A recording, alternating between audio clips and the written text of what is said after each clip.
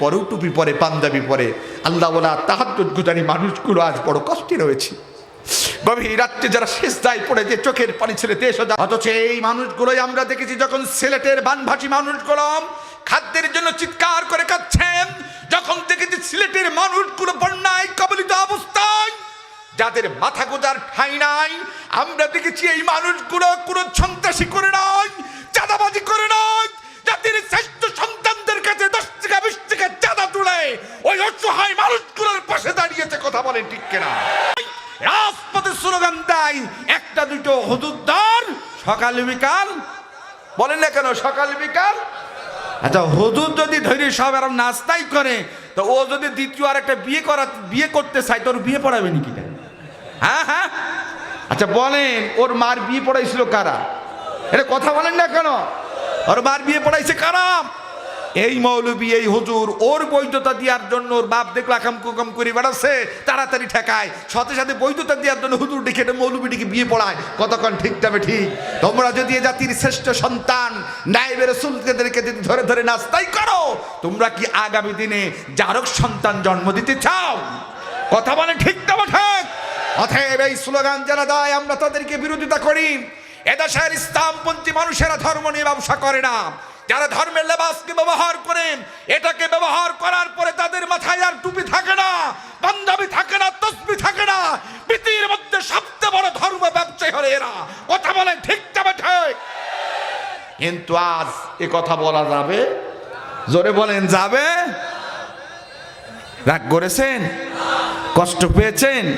এই যে হুজুরগুলো দেখছেন, নির্বাচনের আগেও যেমন, নির্বাচনের পরেও ওদের মধ্যে কোনো দুই নম্বরই। আজ এই সেই জাতির সন্তান, শ্রেষ্ঠ সন্তানগুলো আজ বড় মাজলুম। যারা কখনো নির্বাচনের আগেও টুপি পরে, নির্বাচনের পরেও টুপি পরে, পাঞ্জাবি পরে, আল্লাহ ওয়ালা তাহাজ্জুদ গুজারি মানুষগুলো আজ বড় কষ্টে রয়েছে।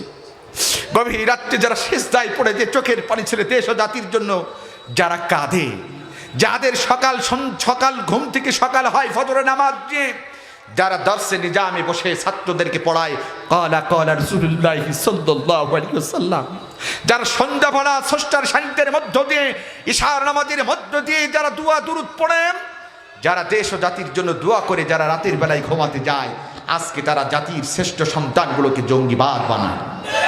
আজকে তাদেরকে বলা হয় স্বাধীনতা বিরোধী, তাদেরকে বলা হয় উগ্রবাদ, তাদেরকে বলা হয় দেশদ্রোহী। কথা বলে ঠিক কিনা?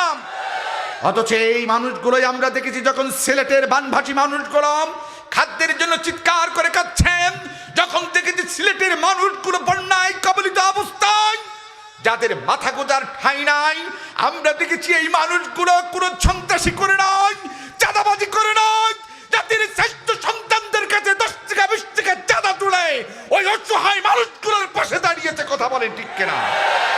আর সেই জাতির শ্রেষ্ঠ সন্তানগুলোকে তোমরা জঙ্গিবাদ বানিয়ে এই জাতির খেদমত থেকে দূরে রাখার জন্য দিনের পর দিন, রাতের পর রাত তাদেরকে তোমরা কারারুদ্ধ করে রাখো। কথা বলে ঠিক কিনা?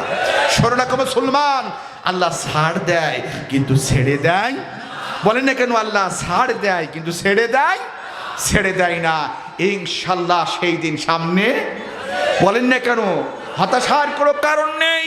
ফেরাউন বহু পদ্দারি করেছে, নমরুদ করেছে, হামান করেছে, ফলাফল লাস্টে জিরো। তাদেরকে বেউজ্জতি, লজ্জিত অবস্থায় দুনিয়া থেকে বিদায় নিতে হয়েছে। কথা বলেন ঠিক তবে ঠিক।